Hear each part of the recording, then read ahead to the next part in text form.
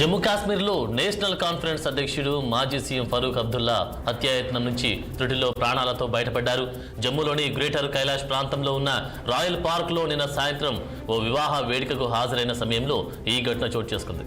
ఓ దుండగుడు ఆయనపై point blank రేంజ్లో కాల్పులు జరిపేందుకు ప్రయత్నించగా భద్రతా సిబ్బంది అప్రమత్తమై దాడిని విఫలం చేశారు.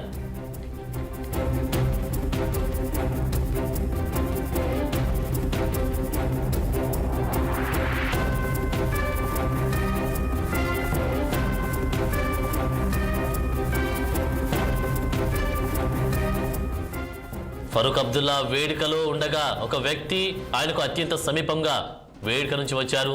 తుపాకీతో ఫరూక్ పై గురిపెట్టి కాల్పులు జరపబోయాడు. అయితే వెంటనే స్పందించిన జెడ్+ భద్రతలోని నేషనల్ సెక్యూరిటీ గార్డ్ కమాండోలు దుండగుడిని పక్కకు నెట్టేశారు. దీంతో తూటా గురి తప్పి ఫరూక్ అబ్దుల్లా సురక్షితంగా బయటపడ్డారు. ఈ నాటకీయ పరిణామాలకు సంబంధించిన వీడియోలు వెలుగులోకి వచ్చాయి. దాడి విఫలమైన వెంటనే అక్కడున్న వారు దుండగుడిని పట్టుకొని దేహశుద్ధి చేశారు. అనంతరం పోలీసులు అతన్ని అదుపులోకి తీసుకున్నారు.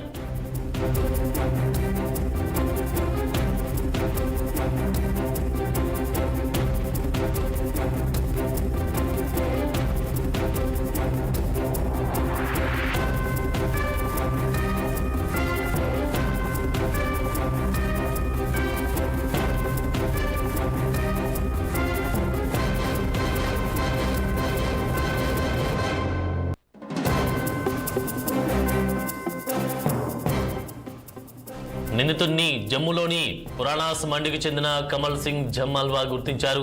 అరెస్టు తర్వాత కూడా అతడిలో ఏమాత్రం పశ్చాత్తాపం కనిపించలేదని, ఈ క్షణం కోసం గత 20 ఏళ్లుగా ఎదురు చూస్తున్నాను అని చెప్పినట్లు సమాచారం.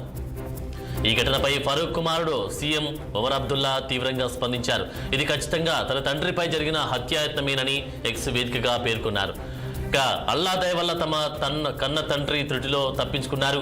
జెడ్+ NGS భద్రత మాజీ ముఖ్యమంత్రికి ఇంతటి సమీపంలోకి ఆయుధంతో దుండగుడు ఎలా తిరిగి రాగలడాలని తీవ్రమైన ప్రశ్నగా పేర్కొన్నాడు. భద్రత వైఫల్యంపై సమాధానాల కన్నా ప్రశ్నలే ఎక్కువగా ఉన్నాయని ఆయన ఆందోళన వ్యక్తం చేశారు.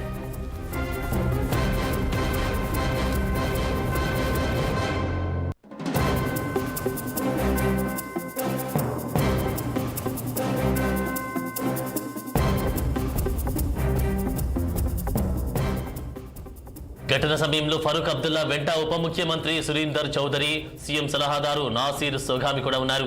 దేవుడి దయ వల్ల అందరం సురక్షితంగా ఉన్నామని, దాడి వెనుక ఉద్దేశంపై ఇప్పుడే ఏమి చెప్పలేమని నాసీర్ సోఘామి తెలిపారు. ప్రస్తుతం నిందితుడు పోలీసుల అదుపులో ఉండగా ఈ ఘటనపై దర్యాప్తు కొనసాగుతోంది.